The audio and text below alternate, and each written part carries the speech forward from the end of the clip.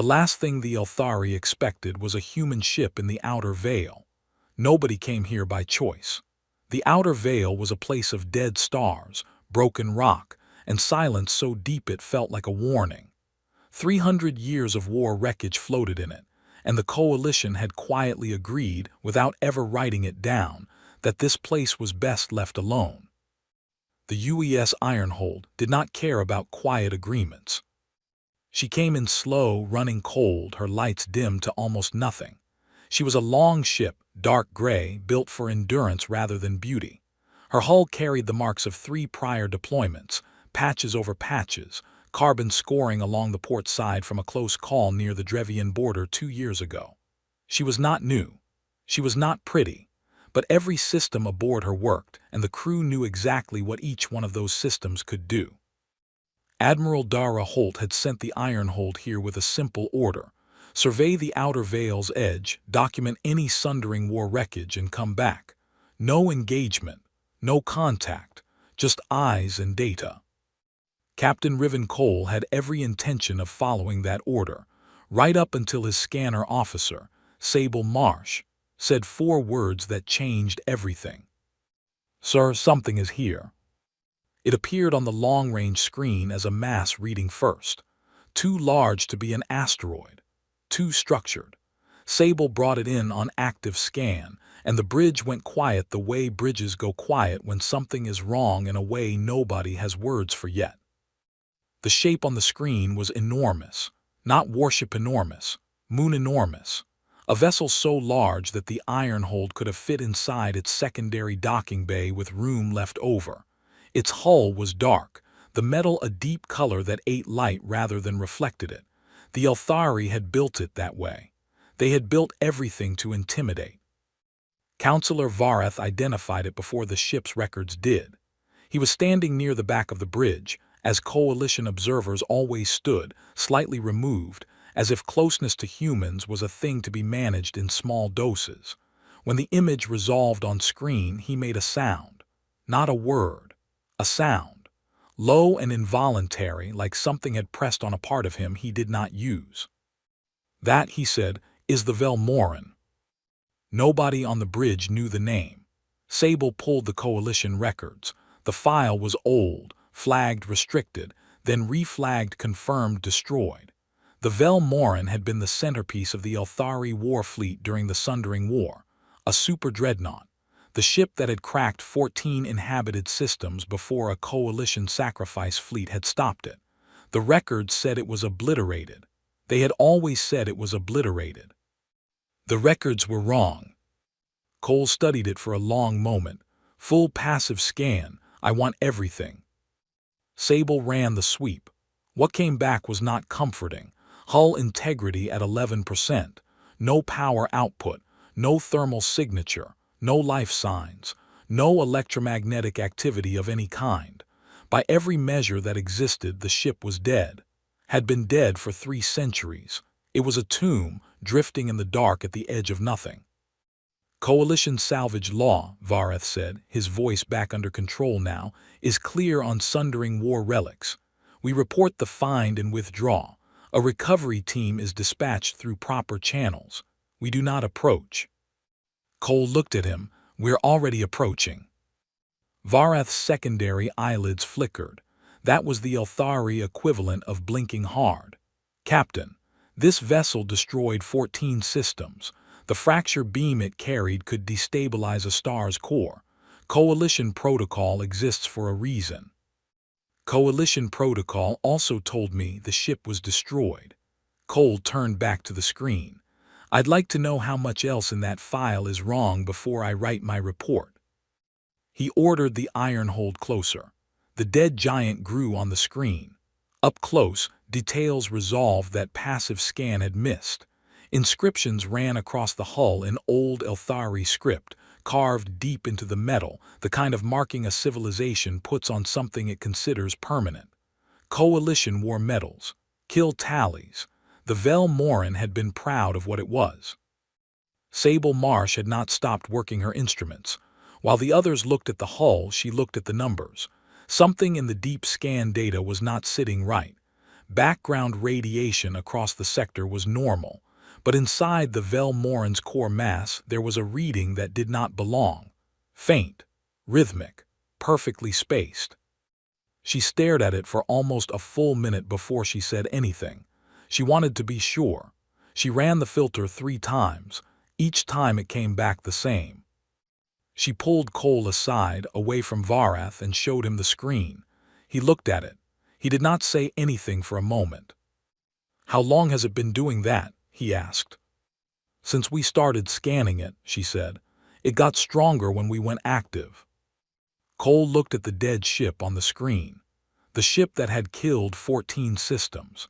The ship that every record said was gone. He thought about the rhythmic pulse sitting in its core like a heartbeat, and he thought about what it meant that their own scanner pulses had made it stronger. Then he made a ship-wide call and told the crew to go to Condition 2. Varath heard the alert tone and crossed the bridge in 3 strides. "What is happening?" Cole watched the Velmoran on the screen, watched it drift, watched it be exactly as dead as it had always looked. "Probably nothing," he said, "but I want us ready." The pulse kept going, steady, patient, like something that had been waiting a very long time and had just noticed it was no longer alone. Deep in the Ironhold's engineering section, a man was arguing with a machine and winning.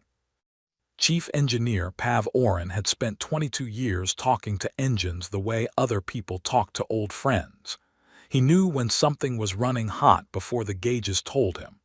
He knew when a seal was about to go by the way the vibration changed in the floor. So when Sable Marsh sent the pulse data down to his station and asked him what he thought, he sat with it for 4 minutes, reran the analysis himself, and then said something very quiet that the 2 junior engineers nearby pretended not to hear. He came to the bridge and put his findings on the main screen without being asked. The Velmoran's reactor was not dead, it was hibernating. Pav explained it the way he always explained things, which was fast and without decoration. The pulse was a maintenance cycle. The reactor was cycling through a self-check routine so slow and so low power that it mimicked background radiation almost perfectly. The Elthari had built a preservation mode into the reactor, a long sleep function that could sustain core integrity for centuries while drawing almost no energy. No heat, no emissions, no sign of life. But the reactor was intact, and it was still running its clock. Nobody in the coalition had known this was possible. There was no record of this technology anywhere. Varath stood very still when he heard this. His skin, which was naturally a deep blue-gray, had gone several shades paler. He said nothing for a moment. Then he said, "The Elthari who built the Velmoran never shared this design with the wider coalition.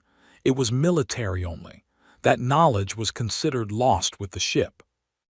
"It wasn't lost," Pav said. "It was sleeping, same as the reactor." Varath turned to Cole. "We must withdraw, immediately. This changes the classification of this vessel entirely. A hibernating reactor means a recoverable ship. The Velmoran cannot be allowed to fall into any single faction's hands. I am contacting Coalition High Command." Cole did not stop him. He was watching Sable, who had not looked up from her instruments in the last 6 minutes. "Sable," he said. She turned, and her face told him something before her words did. "The pulse rate has increased by 11% since we went active scan. It's responding to our emissions. The wake sequence has started." The bridge went cold in the way rooms go cold when everyone in them does the math at the same time, and none of them like the answer. Pav pulled up the timeline. The Velmoran systems would come online in stages, weapons first, then shields, then propulsion. It was not designed to wake up gently. It was designed to wake up ready to fight. At the current rate of acceleration, the weapons array would be at minimum operational capacity in under 4 hours. Cole ordered an immediate withdrawal. He gave the command clearly, without hesitation, and for exactly 3 seconds the Ironhold responded. Then something clamped onto her hull from below, silent and immense, and she stopped moving. Pav looked at his board, then he looked up. Gravity anchors, external. The Vel Morin just grabbed us. The sound that came out of Vareth then was not a word in any language anyone on the bridge spoke. His translator rendered it as a processing error. Cole suspected it was actually a prayer. Vareth finished his transmission to Coalition High Command. The response came back in 20 minutes, encrypted. Cole asked him to share it. Vareth hesitated long enough that Cole simply walked over and read it off the counselor's personal screen.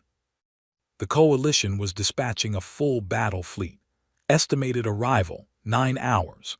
Their orders were to quarantine the sector.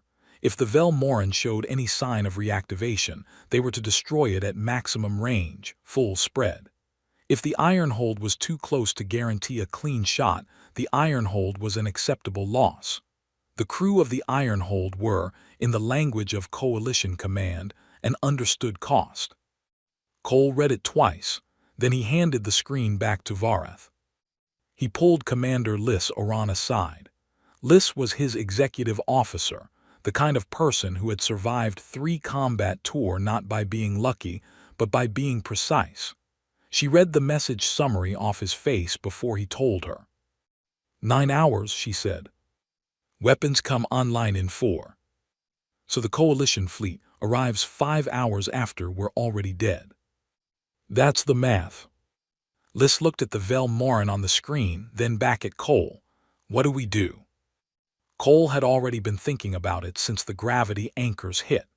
He had been doing what humans do when the numbers are bad, which is ignore the numbers and look for the thing the numbers missed. We deal with it ourselves, he said. He called the senior staff to the planning room. Pav, Liss, Sable, and Dr. Nina Vassal, the ship's xenotech historian, who had been called up from the lower decks and arrived still holding a data tablet she had been reading when the alert came.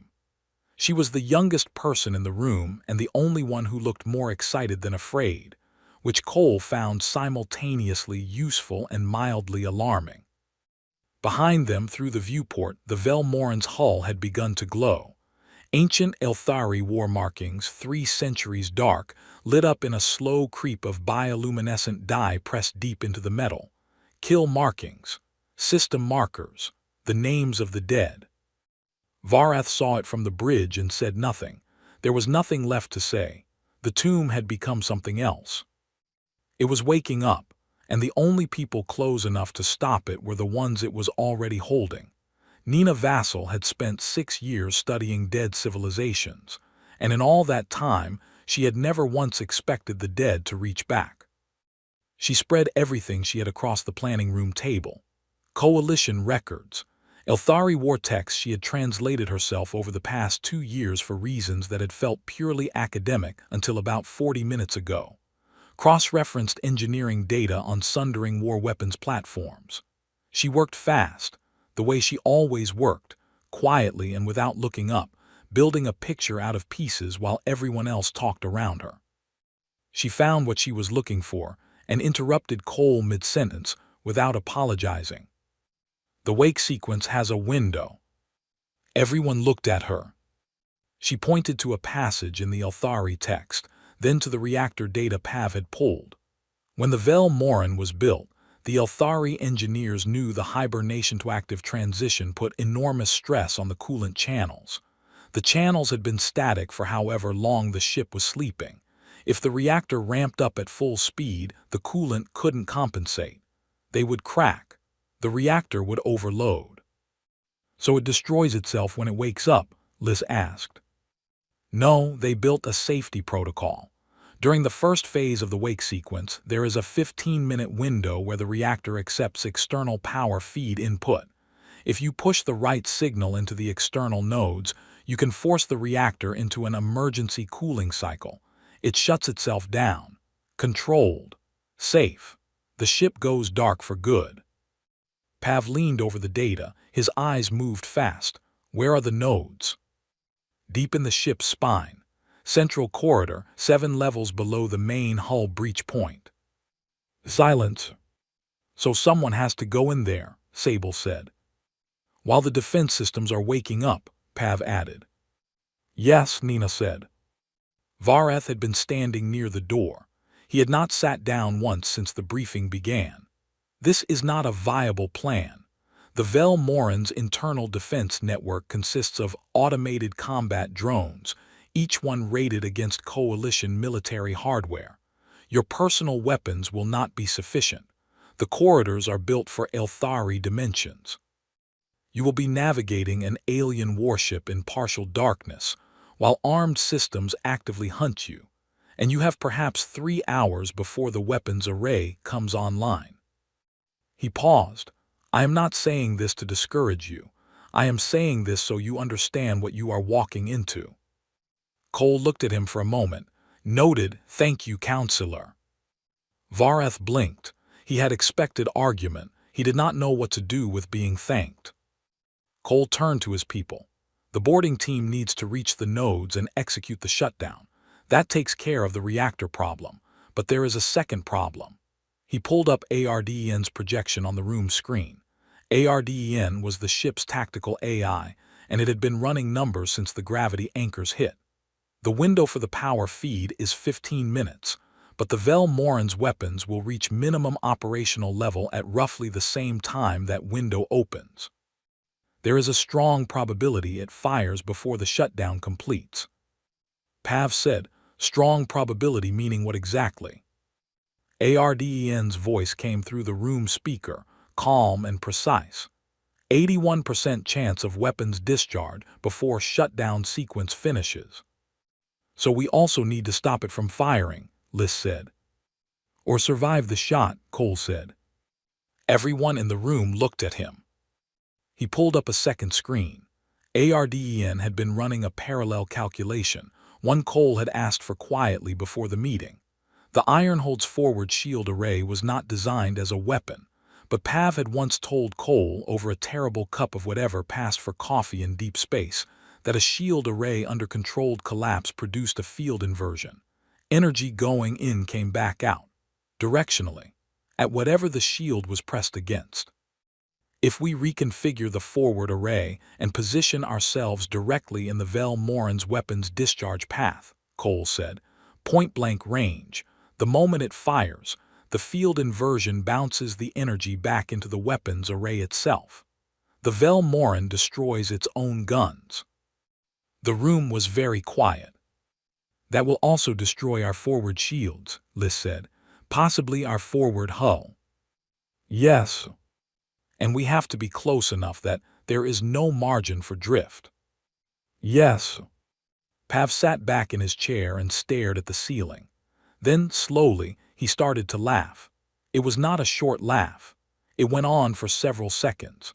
Nobody joined him, but nobody told him to stop either, because everyone in the room understood that there was a version of this situation where laughing was the only honest response.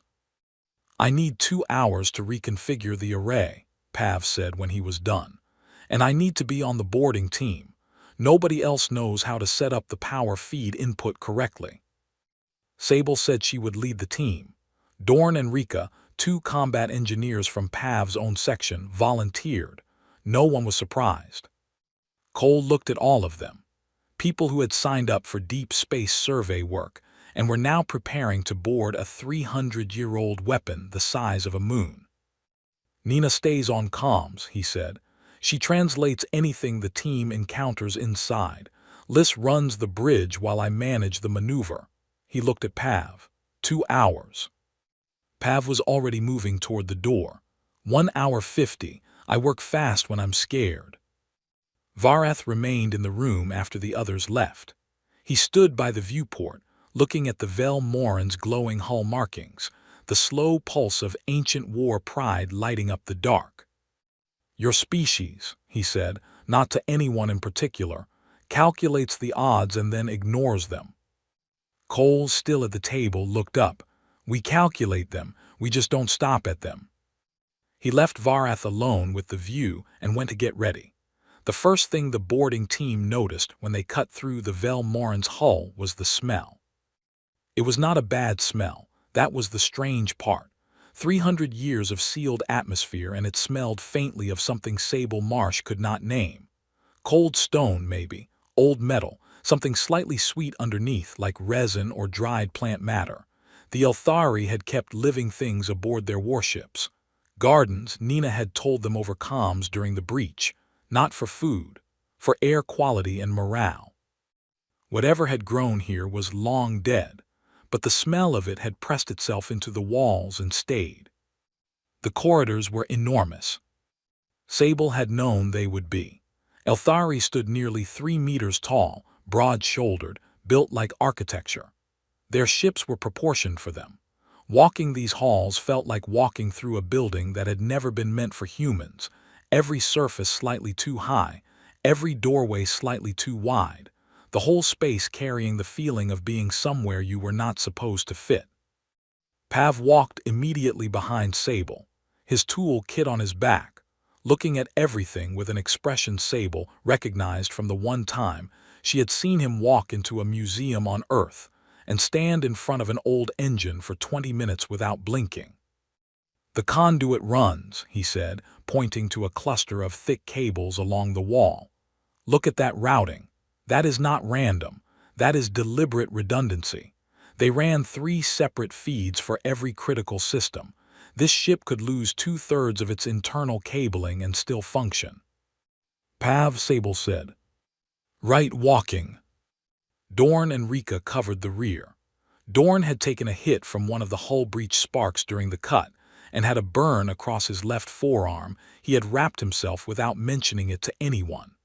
Rika had noticed and said nothing, because she knew him well enough to know that pointing it out would only make him slower. They were 40 meters in when the first drone activated. It dropped from the ceiling without any sound. That was the part nobody had prepared for. The assumption had been that the drones would make noise, that there would be warning. There was none. One moment the corridor was empty, and the next a machine the size of a ground vehicle was between them and the path forward, and it was already moving. It was built like nothing Sable had seen in combat simulations. 8 limbs, each one ending in a different tool, cutting surfaces, impact rods, what looked like a short-range plasma emitter. Its body was the same dark metal as the hull, and it moved with the kind of smooth efficiency that meant it had been designed by people who were very good at killing things, and had spent a great deal of time thinking about how to do it better. Sable threw an EMP grenade without aiming, trusting the bounce off the corridor wall. The drone staggered.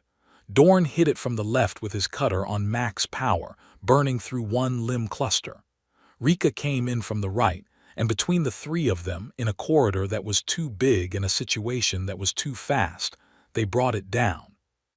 It took 40 seconds. It felt longer. Pav had not moved. When Sable looked back at him, he was standing completely still, watching the broken drone settle on the floor. "There will be more," he said. "Yes," Sable agreed. "I just want to say, for the record, that I am an engineer, and this is not what engineers are for." "Noted, keep moving." There were 3 more drones between them and the power node chamber. Each one was different. The Elthari had not built identical units. Each drone had a different configuration, different strengths, different timing. It was deliberate. An enemy that learned to fight one type would still be surprised by the next. Sable started reading them before they engaged, calling out what she saw in the 2 or 3 seconds before contact, and her team adjusted. It was not clean. Dorn took a second hit, to the shoulder this time, and did not stop moving. Rika had her helmet cracked by a glancing strike and switched to backup seals without breaking stride. They reached the power node chamber, and it was vast. The ceiling was lost in darkness above them. The nodes themselves were columns of Elthari engineering running floor to ceiling, pulsing with the slow, rhythmic light of a reactor system that was very nearly awake. Nina's voice came through the comms immediately. She had been watching the helmet feeds the whole time, and she was already talking, walking Pav through the interface layout in real time, translating the Elthari control language into something his hands could work with. Pav moved fast, faster than Sable had expected. He had been studying the data for 2 hours and it showed. He was midway through the sequence when the chamber lights changed.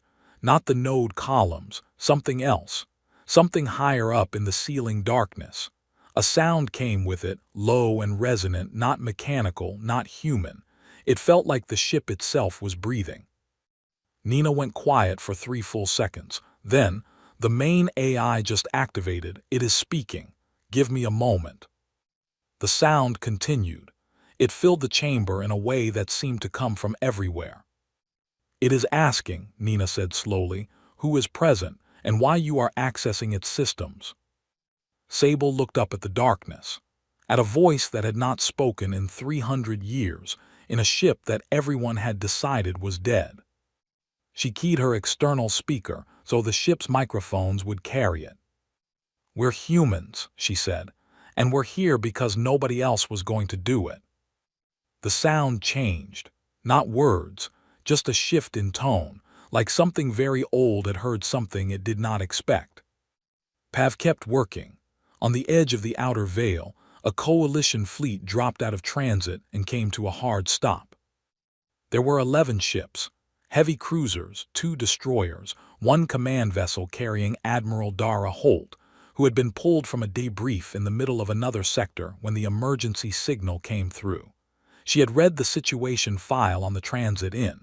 She had read it twice.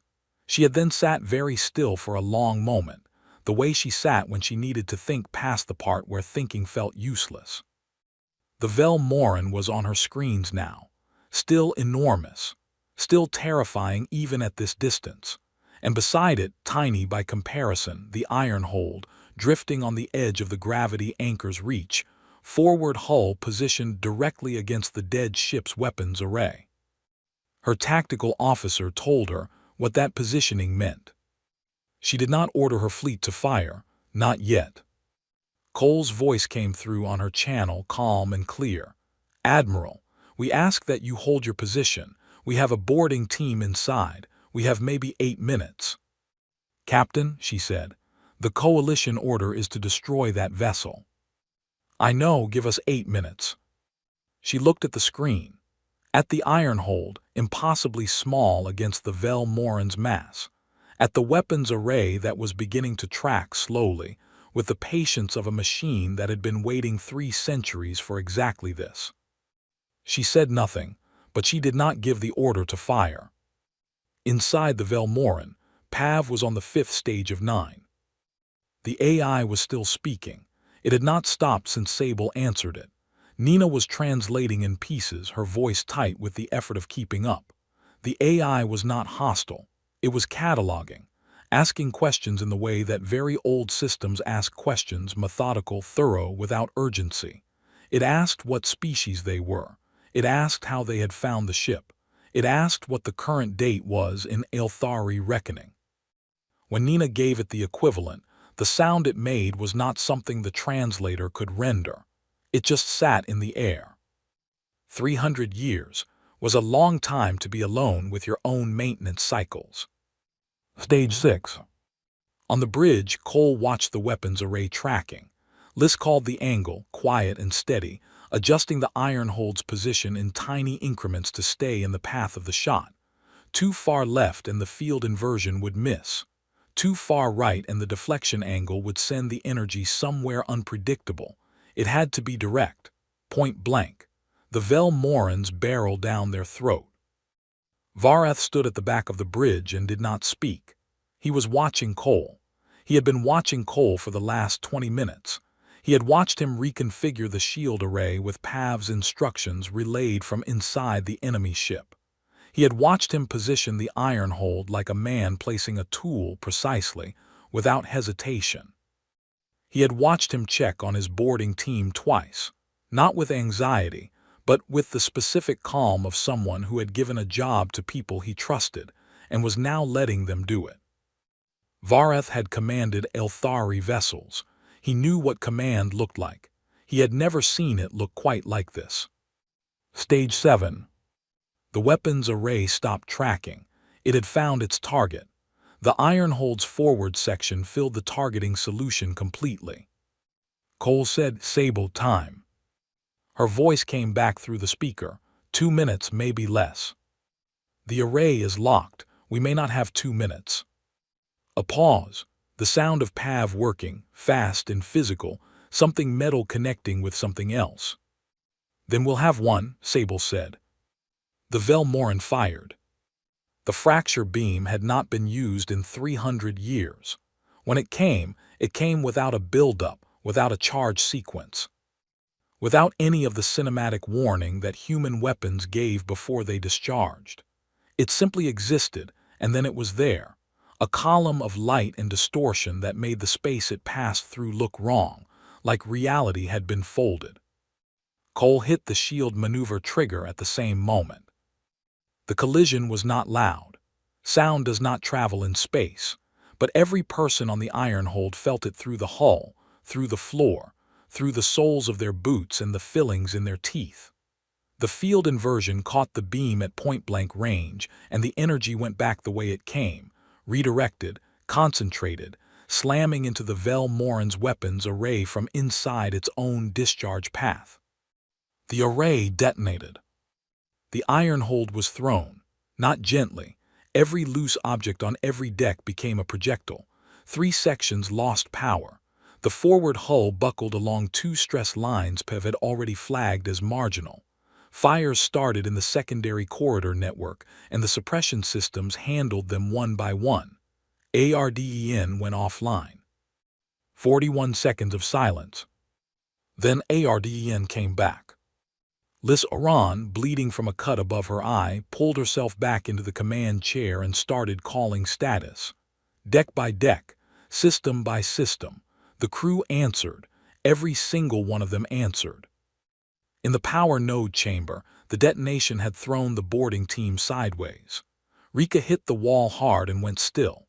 Dorn caught her before she hit the floor, already moving, already carrying her toward the exit with one bad shoulder and no hesitation. Pav completed stage 9 on his knees with a head wound he did not notice until Sable pointed at it. The nodes went dark. The columns stopped pulsing. The AI spoke one last time, something long and structured that Nina translated later, sitting alone in her cabin, 3 hours after it was over, with her hands still not entirely steady. It had said, "Designation acknowledged. Your kind was not anticipated. The record will be corrected." Then the Velmoran went quiet. Not sleeping this time. The reactor cooled and kept cooling and did not cycle back up. 3 centuries of waiting, ended by 4 humans in a corridor who had not planned to be there and had refused to leave. On the Coalition flagship, Admiral Dara Holt watched the weapons array on the Velmoran go dark. She watched the Ironhold drift, listing slightly, venting from 2 sections, but intact. She told her fleet to stand down.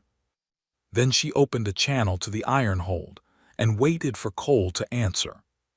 He did, after a moment. His voice was exactly as calm as it had been 8 minutes ago. "We're here, Admiral," he said. "A little rough around the edges, but we're here." Ironhold did not look like a warship that had won anything. She looked like a ship that had been in an argument with something much larger than itself and had technically come out alive, which was not the same thing as looking good about it. 2 hull sections were sealed with emergency patches. The forward shield array was gone, replaced by a gap in the armor plating that the engineering crew had covered with a sheet of secondary hull material bolted on by hand. One of the running lights on the port side blinked irregularly, which Pav Oren had been meaning to fix since the incident, but kept getting distracted by larger problems. She still flew, though. That was the point. The crew spent the first 6 hours after the Velmoran went silent doing what crews do after the shooting stops, fixing everything that could be fixed, documenting everything that couldn't, and quietly checking on each other in the way that people who have been through something together check on each other, without making a production of it. Rika had a mild concussion and a cracked rib. The medical officer told her to rest. She spent her rest period sitting in the engineering bay because she said the sound of the engine helped, and Pav let her stay because he understood that. Dorn's shoulder needed real treatment, which he finally accepted after pretending twice that it was fine. The burn on his arm was treated at the same time, the one he had wrapped himself during the breach and never mentioned. Pav had 9 stitches in his head. He counted them himself in the mirror, seemed satisfied by the number, and went back to work. The Coalition fleet sat at a cautious distance from the Vel Morin wreck. Nobody was going close to it without a full survey team. Admiral Holt had already filed the preliminary report, and the responses coming back from Coalition High Command had a specific quality to them that Nina recognized from her academic career. It was the tone of institutions that had just been proven wrong about something important and were very carefully deciding how to talk about that. Varath requested a private meeting with Cole on the second day. He came to Cole's small briefing room, sat down across the table without being invited to, and looked at him for a moment without speaking. This was unusual. Varath was not a person given to silence. "I have been trying," Varath said finally, "to understand what happened." "Which part?" Cole asked. "The part where you did it anyway." He set his hands flat on the table. "I gave you the survival projection. ARDEN gave you the survival projection, 4%. I have served on Coalition vessels through 2 major engagements. I have seen Coalition commanders refuse operations with 30% survival estimates. You looked at 4% and started assigning boarding teams." Cole thought about it for a moment. 4% isn't 0. Varath looked at him. "That is what your tactical officer said when I asked her the same question." "She's right. It is not a rational basis for a command decision. It's the only basis that mattered in that moment. The Coalition fleet was 9 hours out. The Vel Morin was 4 hours from operational. We had 1 window and 1 team and 1 ship. The math was bad, but the math was also the only math available." Cole shrugged. "You work with what you have." Varath was quiet again. Outside the viewport behind Cole, the Vel Morin drifted, dark and finally still. Coalition survey drones were already circling it, tiny lights against the enormous hull. "My people built that ship," Varath said. "We built it to be the last word in any conversation about force. The Sundering War ended partly because of what the Vel Morin did, and partly because of what we sacrificed to stop it. Thousands of lives. An entire fleet. We thought that was the only way to end something that large." "You weren't wrong," Cole said. "That's one way. And the other way is 4 humans with tools and bad odds. 4 humans with tools, bad odds, and a ship willing to take a shot it had no business surviving." Cole looked at the viewport. "It's not a better way necessarily. It's just the way that was available." Varath stood up slowly. He did not say anything else for a moment. Then, "I am going to recommend in my official report that humanity's autonomous operational zone in the outer veil be expanded. It will be contested, but I will recommend it." Cole did not say thank you. He nodded once, and Varath seemed to understand that this was the correct response. The formal Coalition review happened 3 weeks later, via long-range transmission, Cole and Liss standing in the Ironhold's communications bay facing a panel of 6 species representatives on screen. The charges were procedural: violation of salvage law, refusal to withdraw on Coalition observer instruction, unauthorized engagement with a classified war relic.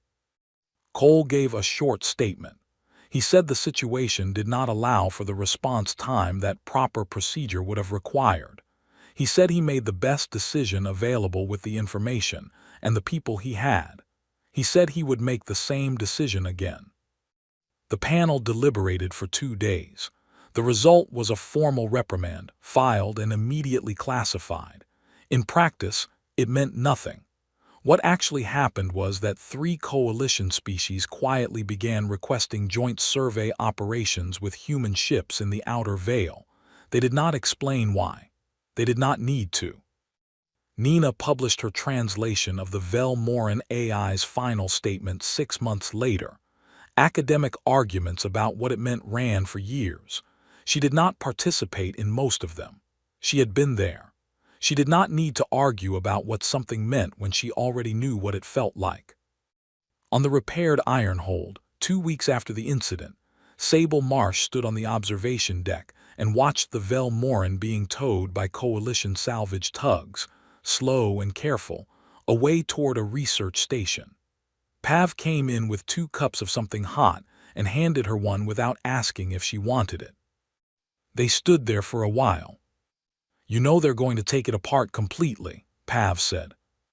"Good. Let's learn everything from it.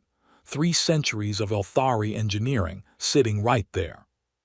"Good," Sable said again. Pav drank. "We could have done that. We did what we did, that's enough." He nodded. The tug lights blinked in the dark. The enormous shape of the Velmoran moved slowly away, dead now in the way things are only dead when something living has chosen to make them that way. "You really told a 300-year-old Warship AI," Pav said, "that nobody else was going to do it." It asked. "And that was your answer."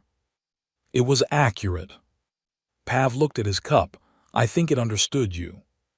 Sable watched the Velmoran go. "I think it did too." They finished their drinks.